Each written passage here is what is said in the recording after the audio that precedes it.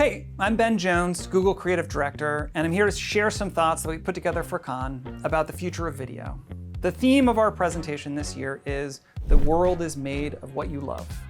We have seen a transformative moment happen to everyone around the world at the same time, and as we come out the other side, we want to understand what does that world look like and what does it mean for the world of advertising. COVID reset all of our patterns. It reset work, it reset home, it reset our relationships, it reset travel. And so it gave us a chance to break the patterns that we had and find new ones. As you think about the experience that you had, think about what the breakout app was. What was the place where you spent more time than any other? It was video. In COVID, we turned to video in ways we never have before, for entertainment, for instruction, for distraction, for comfort, for connection. Our worlds emptied out and they filled with video. And so in order to understand the creative world that is coming, we need to understand what happened to video. We see two contradictory directions emerging. On the one hand, we saw this incredible explosion of long-form content, CTV, streamers, it is big screen, it is studio produced, it is extremely long. It's not an episode, it's not a movie, it's a series. We want seasons. We spent hours and hours and hours in that world. An unbelievable amount of time in the world of streaming. On the other hand, we also saw the explosion of shorts. For us, 30 billion views a day, 5 trillion views since launch. It's almost the opposite world. It's creator produced, it's extremely short form, it's small screen rather than big screen. And so how can these two things have happened at the same time? And what does it say about video?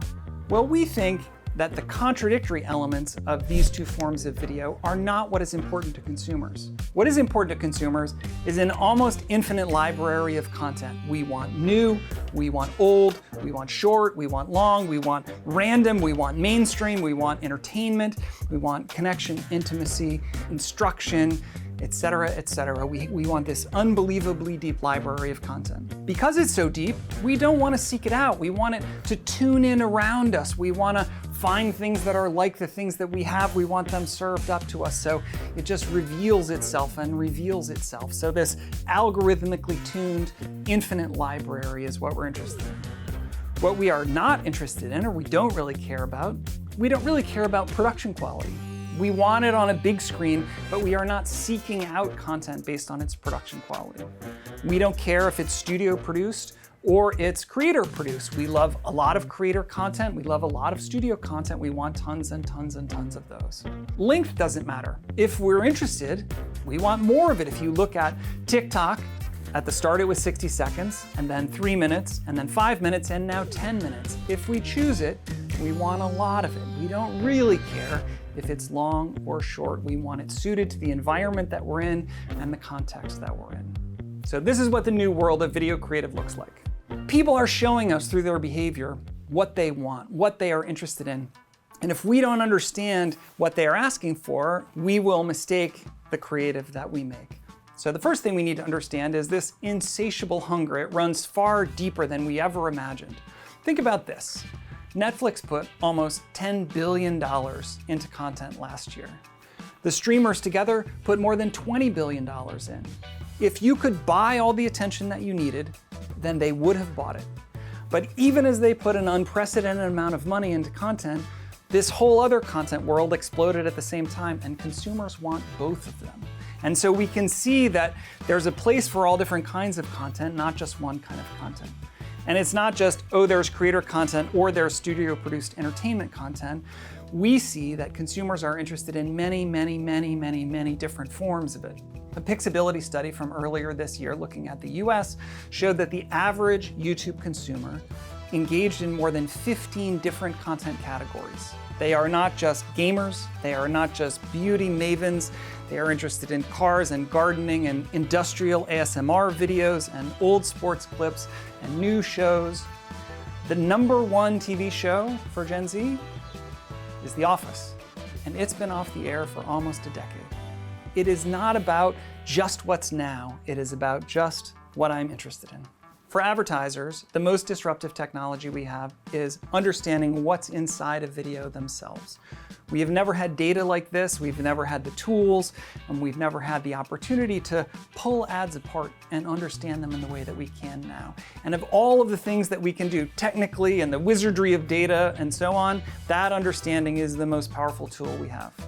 It can improve almost any video ad, starting today, globally deployed tomorrow. You can do it with the creative teams that you have, with brand managers that you have. We just need to evolve our sensibilities to understand how people are responding.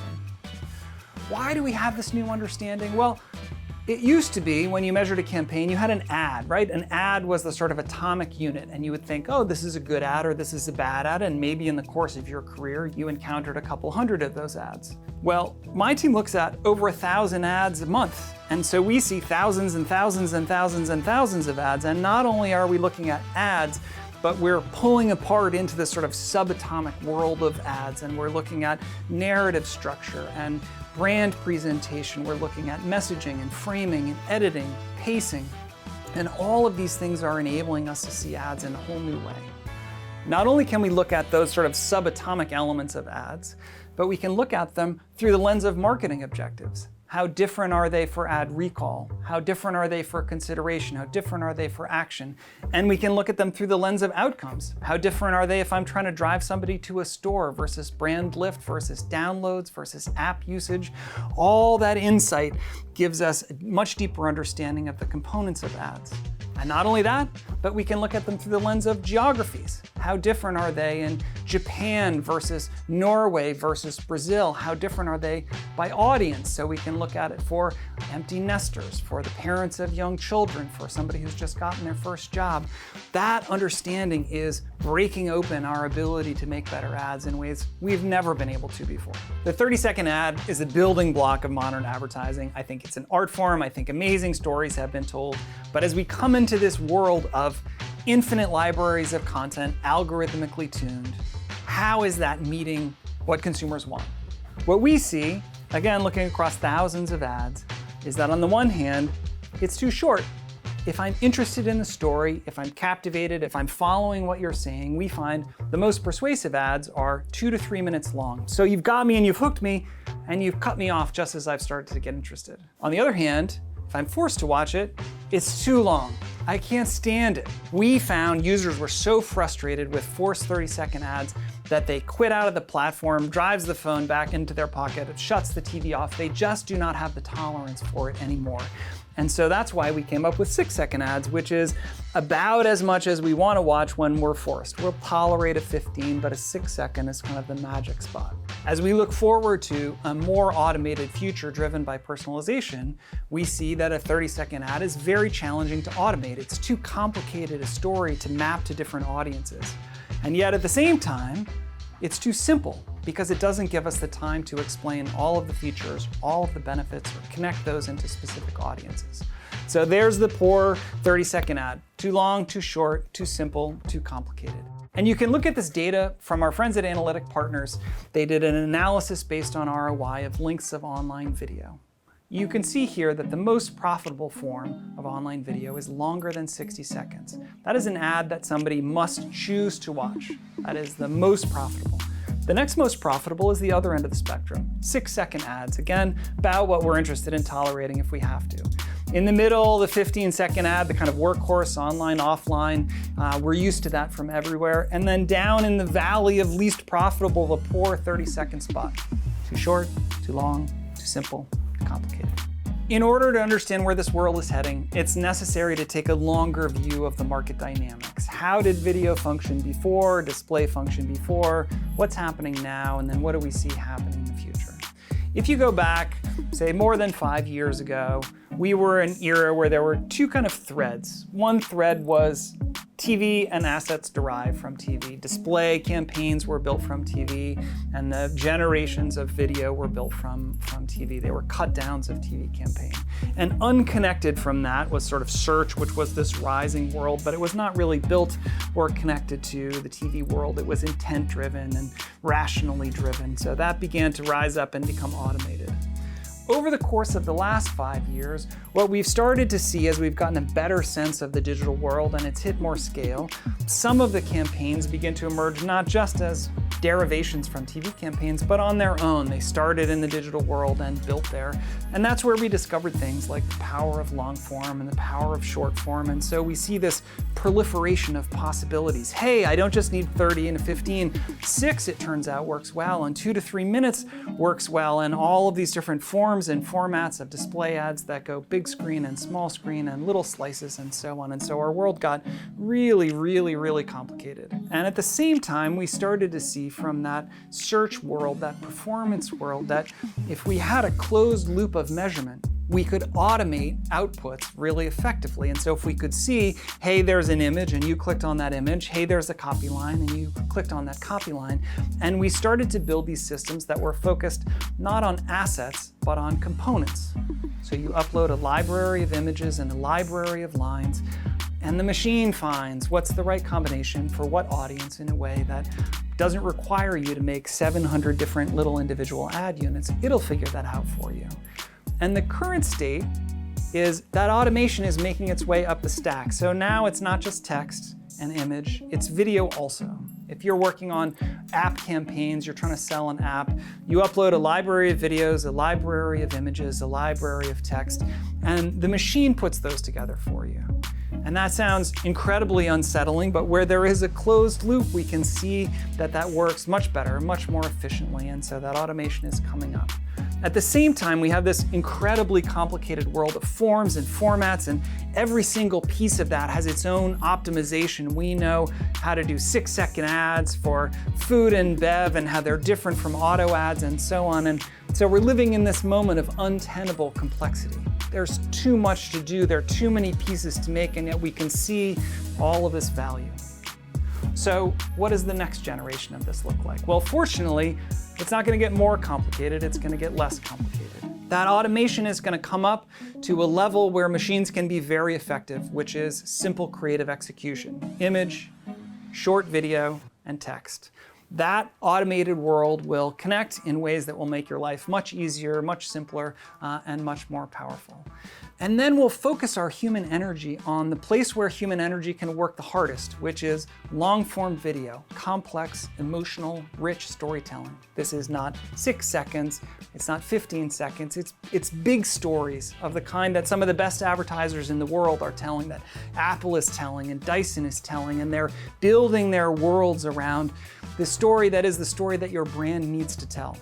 And then we see television on top of that, doing a subset of that. That is creating an invitation into this story and whetting your appetite, and this automated world both feeding you into it as an invitation, harvesting it out into action. So this next generation of advertising is going to be built around these big stories that take time. And then this world of invitations, both offline and online, fueled by automation in a way that augments human creativity, not replaces it. So how do you build for this creatively driven future? Well, we've put together a maturity model to give you a sense of how to think about the organizational responsibilities and how to think about the complexity so that you can see sort of where you are, what good looks like, and where you're aiming for the future. This model starts at the nascent stage where you are opportunistically applying the guidance that we have, maybe this campaign, maybe that campaign, and you are focused on the asset level. How can we make the assets better? Just this level has a tremendous amount of value in it. We did a study with Nielsen that said that just the top 5 elements of our core ABCDs deliver 30% lift in sales, and yet they are only applied to 30% of ads. So there is a huge opportunity just by saying, hey, let's take the ABCDs and make sure they're applied. Moving from that nascent layer, 2 things happen. One, you start to think in more structural ways. So instead of just training people on the ABCDs and hoping that they come out in ads, you're working with a checklist or a third-party vendor like CreativeX or adlib.io, and you're scoring your campaigns to say how adherent are we, how effectively are we applying this knowledge, and are we getting better and better and better over time. And the other thing those more emerging brands are doing is that they're combining the creative guidance and the media guidance. So they're thinking about how do I attack an objective? If I'm interested in ad recall, it's going to be a higher proportion of shorter ads, and I want those short ads to be as effective as they can be. If I'm thinking about changing the trajectory of my brand, if I'm building consideration or favorability, well, I need a different media model. I need longer form ads, 2 to 3 minutes long. Maybe I want to think about video ad sequencing to maximize my watch time. And so I'm thinking about a different configuration of media. And of course, I'm thinking about maximizing the quality of those assets. And then that outer layer, this connected layer, this is the place where the application of that knowledge is dynamic. So it's not manual campaign by campaign, or I'm not just scoring it, but it's manifesting in my assets without me taking direct action. And it's an engine. So it's combining those components that I spoke about before in ways that are maximizing your outcomes. And if you think about the way that media is working now, search is already in that outer layer. It is a dynamic engine. You feed in new inputs, you see new outputs, but it's much more like you're driving it like a car than it is like you're carving a set of stone tablets. That automation and that dynamism is coming to display, and it's about to come into video also. So we need to prepare for a future where more creatively complex assets like video are increasingly dynamic, and understand how do we create dynamic video and where are we separating out? We need that beautiful, handcrafted, human, emotional story. How do those pieces fit together? So those are your 3 stages, from nascent to emerging and to connected. There are layers of other key behaviors like experimentation, which becomes learning agendas, which becomes knowledge that is applied into the algorithmic systems that you build. But we can go through those in much greater detail when you sit down with your Google reps. Thanks for spending this time with me. I hope it was helpful for you. Our team is here to make every ad you make better, work harder, and do more for your business. So reach out to your local Creative Works team, to your Google rep, and we'd love to help you out. Thanks.